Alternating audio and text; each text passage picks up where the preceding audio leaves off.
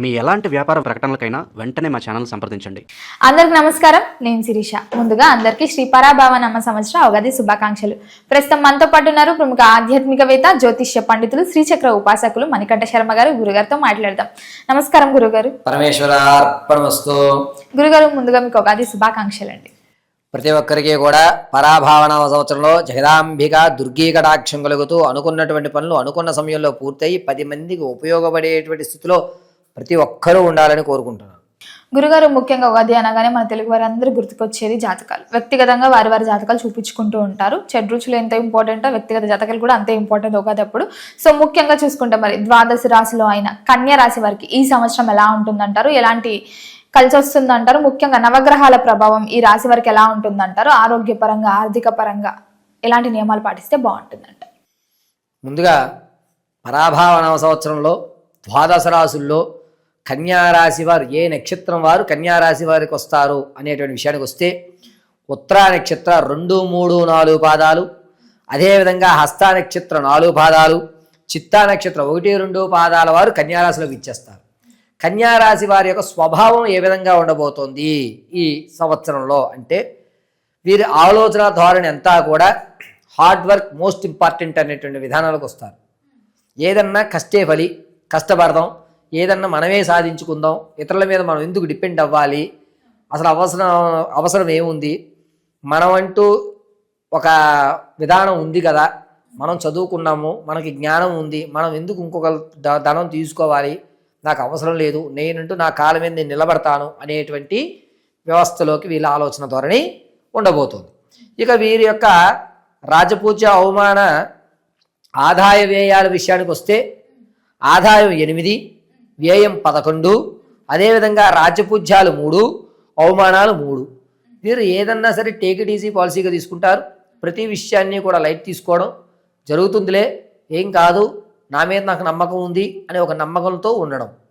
ధనం విషయంలో పర్వాలేదు, సెకండ్ ఇన్కమ్ జనరేట్ చేసుకోగలుగుతాను, నేను పెట్టిన పెట్టుబడి నేను సంపాదించుకోగలను అని ధనాన్ని అంటే ఆర్థిక ప్రణాళిక వీరు ఖచ్చితంగా ఎస్టిమేషన్ చేస్తారు. పైగా వీరు వేసుకున్న ఎస్టిమేషన్కి రూపాయి ఎక్కువైంది అనుకోండి, అనరాని మాటలన్నీ అంటుంటారు మనల్ని. రూపాయి తక్కువైంది అనుకోండి, నెక్స్ట్ కూడా ఇంకో రూపాయి తగ్గిద్దాం మనం అనేటువంటి ఆలోచన ఉండదు. తగ్గింది అని సంతోషం ఉండదు, కానీ ప్రణాళిక మాత్రం ఖచ్చితంగా ఉంటుంది. మంచి ప్రణాళిక అయితే వేసుకుంటుంటారు. ముఖ్యంగా మరి విద్యార్థులకు ఎలా ఉంటుందంటారు ఈ కన్యారాశిలో ఉన్నవారు? విద్యార్థుల విషయానికి వస్తే జ్ఞాపకశక్తి పెరుగుతుంది, అనుకున్న రంగంలో ఉత్తీర్ణత సాధిస్తుంటారు.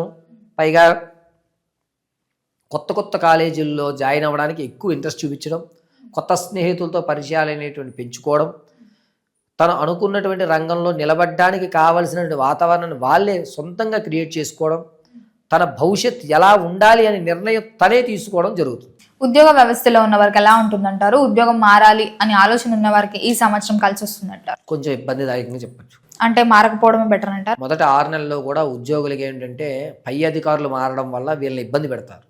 ఆ ఇబ్బంది పెట్టడం వల్ల ఉద్యోగం మానేసి ఏదైనా వ్యాపారం చేసుకోవడం బెటర్ కదా, ఎందుకు వచ్చింది నేను తిట్టడం అవసరమా, ఇన్ని తిట్లు నాకు అవసరమా అనేటువంటి ఒక ప్రశ్నార్థకంలో ఉంటారు మొదటి అంకంలో. ద్వితీయ అంకంలో కొంచెం ఊరట కలుగుతుంది. పర్వాలేదులే, వ్యాపారంలో నష్టం వస్తే మనం తట్టుకోలేము, ఉద్యోగం అయితే కష్టమో నష్టమో చేద్దాంలే అని నిర్ణయం తీసుకుని 2వ అంకంలో నడుస్తుంది. ప్రమోషన్ల కోసం ఎవరైతే చూస్తున్నారో వారికి కొంచెం ఇబ్బందిదాయకమే. మీరు అనుకున్నటువంటి ప్రాంతాలకి ప్రమోషన్ అయ్యేటువంటి అవకాశాలు చాలా తక్కువగా ఉన్నాయి. ఒకవేళ మీరు అక్కడికి వెళ్ళినా వాతావరణం నచ్చక మళ్ళీ మీరు తిరిగి వచ్చేటువంటి అవకాశాలు ఎక్కువ గోచరిస్తున్నాయి. ఇక నిరుద్యోగుల విషయంలో ఉద్యోగం కలిగేటువంటి అవకాశం కొంచెం తక్కువ కనిపిస్తుంది. అత్యంత దగ్గర వరకు వెళ్ళి వచ్చేస్తారు. సెకండ్ ఛాన్స్ కానీ థర్డ్ ఛాన్స్ కానీ ఖచ్చితంగా తీసుకోవాల్సిందే. ఉద్యోగం రాలేదు అని నిరాశ అయితే పడవద్దు. ద్వితీయాంకంలో ఖచ్చితంగా ఉద్యోగం వస్తుంది, ప్రథమాంకంలో ఉద్యోగం రాదు, నిరుత్సాహపడుతుంది. అనవసరంగా నేను ఆ తప్పు చేశానేమో, ఇంకొకసారి ప్రయత్నం చేద్దాం, చివరి అవకాశం తీసుకుంటారు, ఆ అవకాశంతో గట్టెక్కేస్తారు. వివాహ యోగం ఉందంటారా మరి? వివాహ యుక్తాలకు చూసుకుంటే కనుక ప్రథమాంకమే కొంచెం కలిసి వచ్చేటువంటి అవకాశం, ద్వితీయాంకంలో అంతగా యోగ్యవంతం లేదు. అది కూడా పడమర ఉత్తర దిశగా ఉన్నటువంటివి వీళ్ళకి కలిసి వస్తాయి. ద్వితీయాంకంలో వచ్చేటువంటి సంబంధం మోసపూరితమైన సంబంధాలు ఎక్కువ వచ్చేటువంటి అవకాశాలు లభిస్తున్నాయి. కాబట్టి ద్వితీయాంకం వివాహాన్ని కొంచెం ఆలోచించుకోండి అని చెప్తాను. నమ్మించి మోసం చేసి వచ్చేటువంటి సంబంధాలే ఎక్కువగా గోచరిస్తున్నాయి. ఎవరికైతే సంతానం లేదు వారికి ఈ సంవత్సరం సంతాన యోగం ఉందంటారా? ద్వితీయాంకం సంతానానికి మంచి అవకాశం, ప్రథమాంకం కొంచెం ఇబ్బందిదాయకం. ప్రథమాంకంలో జరిగేటువంటి సంతానయుక్తం ఏదైతే ఉందో ఆ సంతానయుక్తం వల్ల తండ్రికి ఆర్థికంగా ఇబ్బంది కలిగేటువంటి అవకాశం. ద్వితీయాంకంలో మంచి శుభసూచకమైన సమయాల్లో కలుస్తుంది. కుటుంబ వాతావరణం ఎలా ఉంటుందంటారు? కుటుంబ వాతావరణం దగ్గర వచ్చేసరికి ఏంటంటే వీరు విందు వినోదాల్లో శుభకార్యక్రమంలో విరివిగా పాల్గొంటారు. వీరికంటూ ఒక గౌరవం ఏర్పడుతుంది. ప్రతి ఒక్కరితోటి మింగిలవుతూ ఉంటారు. పైగా వీరు చెప్పేటువంటి మాట ఖచ్చితం అవడం వల్ల వీరికంటూ ఒక ప్రత్యేకమైన గుర్తింపు అయితే ఆ కుటుంబంలో నిర్ణయించడం జరుగుతుంది. ముఖ్యంగా ఈ సంవత్సరంలో తల్లిదండ్రులు పిల్లల పట్ల ఎలాంటి జాగ్రత్తలు తీసుకోవచ్చు అంటారు? జాగ్రత్త తీసుకునేటువంటి అవకాశం ఏమీ లేదు. అదేవిధంగా సలహాలు ఇచ్చేటువంటి అవకాశం కూడా ఏమీ లేదు. తల్లిదండ్రులు పిల్లల యొక్క నిర్ణయాలను తెలుసుకుని ఆ నిర్ణయాలు మీకు సౌవనిపిస్తే చేయండి. ఎందుకంటే వీళ్ళు తీసుకునే ప్రతి నిర్ణయం కూడా మంచి నిర్ణయాలు. ఆలోచన మారుతోంది. పైగా వీరి యొక్క విధానం అంతా కూడా కష్టపడేటువంటి మనస్తత్వానికి వెళ్తున్నారు కాబట్టి వీరు మంచి నిర్ణయమే తీసుకుంటారు. ఆ నిర్ణయాన్ని మీరు ఏకీభవించడం చాలా మంచిది. ఎవరైతే విదేశాలకు వెళ్ళాలని అక్కడ చదువుకోవడానికైనా సెటిల్ అవ్వడానికన్నా మరి విదేశీ యోగం ఉందంటారా ఈ రాశి వారికి? విదేశ యోగానికి వచ్చేసరికి ఏమిటంటే ఆగస్టు, సెప్టెంబర్, అక్టోబర్, నవంబర్ ఈ 4 నెలలు కూడా కొంచెం గడ్డు కాలం. ఈ 4 నెలల్లో అసలు విదేశ అనేటువంటి మాట అయితే వద్దు.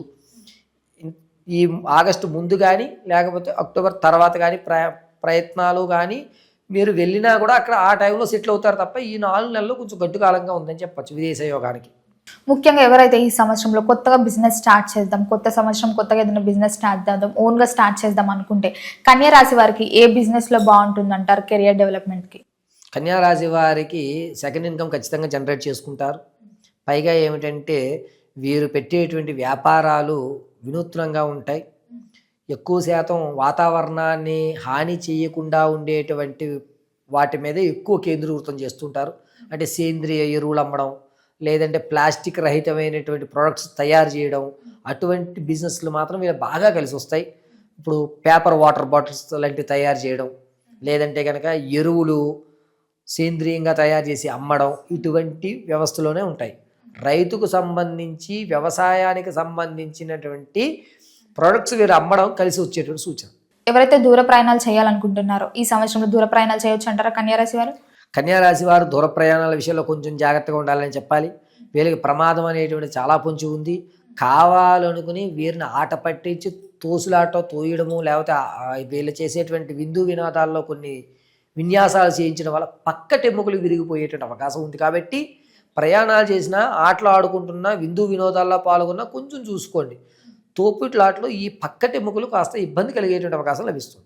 ఎవరైతే ఈ సంవత్సరంలో పెట్టుబడులు పెట్టాలనుకున్న రియల్ ఎస్టేట్ రంగంలో ఉన్న వారికైనా ఎలా ఉంటుందంటారు మరి? మొదటి అంకంలో పర్వాలేదు, ద్వితీయ అంకంలో బాగుంది అని చెప్పచ్చు. మొదటి అంకంలో పెట్టుబడికి ₹10 లాభం, ద్వితీయ అంకం పెట్టుబడి పెడితే కనుక ₹2 లాభం. కాబట్టి కన్యా రాశి వారు నిరభ్యంతరంగా మొదటి అంకంలో రియల్ ఎస్టేట్లో కానీ, స్టాక్ మార్కెట్లో కానీ, భూ సంబంధితంలో కానీ పెట్టుబడి పెట్టచ్చు. ఎవరైతే గవర్నమెంట్ జాబ్స్కి ప్రిపేర్ అవుతున్నారో వారికి గవర్నమెంట్ జాబ్స్ తగిలే అవకాశం బాగానే ఉంది. కాకపోతే ఏంటంటే ద్వితీయాంకం 2వ ఛాన్స్ తీసుకోండి. మొదటి ఛాన్స్లో దగ్గరికి వచ్చి పోతాయి. 5 నుంచి 8 మార్కుల మధ్యలోనే పోతుంది. తర్వాత వచ్చేటువంటి అవకాశం ఖచ్చితంగా నిలబడతారు. మొదటి అంకంలో పోయిందని చెప్పి నిరుత్సాహపడద్దని చెప్పచ్చు. అకస్మాత్తుగా ధనలాభం, ఆకస్మిక ధనలాభం వచ్చేసరికి అంతగా యోచన లేదు. తారవతలతో లభించేటువంటి ఆస్తి కూడా అంతగా రాదు. ఒకవేళ మీరు ఏదైతే బల్క్గా వస్తుందనుకుంటారో అన్ని కట్టింగ్లు పోని మీకు వచ్చేది పావలా వాటాయే. ఆ వాటా కోసం ఇంత పోరాటం చేశానని బాధపడడం తప్ప దాని మీద ఆశ అయితే వదులుకోండి. గురుగారు, ముఖ్యంగా ఎవరైతే గృహయోగం, వాహన యోగం అని చెప్పి బంగారం కొనుక్కోవాలని ఉంటుంది కదా, మరి ఈ సంవత్సరంలో వీరికి అయ్యే ఛాన్సెస్ ఉన్నాయంటారా? మొదటి అంకంలో సూపర్గా కొంటారు ఖచ్చితంగా. ద్వితీయ అంకంలో వాటిని అభివృద్ధి చెందించుకునే విధంలో ఉంటారు. అంటే ఇప్పుడు ప్రథమాంకంలో పెట్టిన పెట్టుబడి ఏదైతే ఉందో అది ద్వితీయాంకానికి వీళ్ళకి కలిసి రావడం వల్ల ఇది తీసి పెద్ద ప్రాపర్టీ కొనుక్కుంటారు. 2 BHK కొనుక్కున్న అతను ప్రథమాంకంలో, ద్వితీయాంకంలో ఖచ్చితంగా వీటిని సేల్ చేయడం కానీ, లేకపోతే ఇది ఎలా ఉంచి వేరేది కొనుక్కోవడం కానీ, అంటే ఒక స్థాయి అయితే స్థిరాస్తులకు సంబంధించి ఏర్పడుతుంది.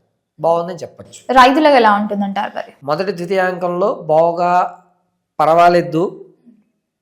పెట్టిన పెట్టుబడి నష్టం రాదు, ఎక్కువ లాభాలు రావు, అనుకున్నట్టు మార్జిన్ రావడం ఒక వంతు ఆనందదాయకంగా ఉందని చెప్పాలి.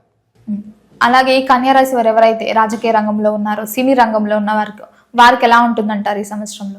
రాజకీయంలో ఉన్న వారికి ప్రథమాంకంలో పైన ఉన్నటువంటి అధికారులు కానీ, లేకపోతే ఉన్నతమైన క్యాడర్ కానీ మీకు బాధ్యతమైన పదవిని ఇస్తారు. కానీ దాన్ని నిలబెట్టుకోవడం కొంచెం ఇబ్బందిదాయకంగా ఉంటుంది. ద్వితీయాంకంలో మిమ్మల్ని తొలగించేసి వేరే వాళ్ళని పెడతారు. శత్రువులు పొంచి ఉండడం వల్ల మీకు వచ్చేటువంటి క్యాడర్ను మీరు రక్షించుకోవడానికి కొన్ని ఇబ్బందులు అనేటువంటి ఎదుర్కోవలసి వస్తుంది. వ్యక్తిగతంగా దాన్ని తెలుసుకోగలిగితే మనం పరిష్కారం చెప్పచ్చు.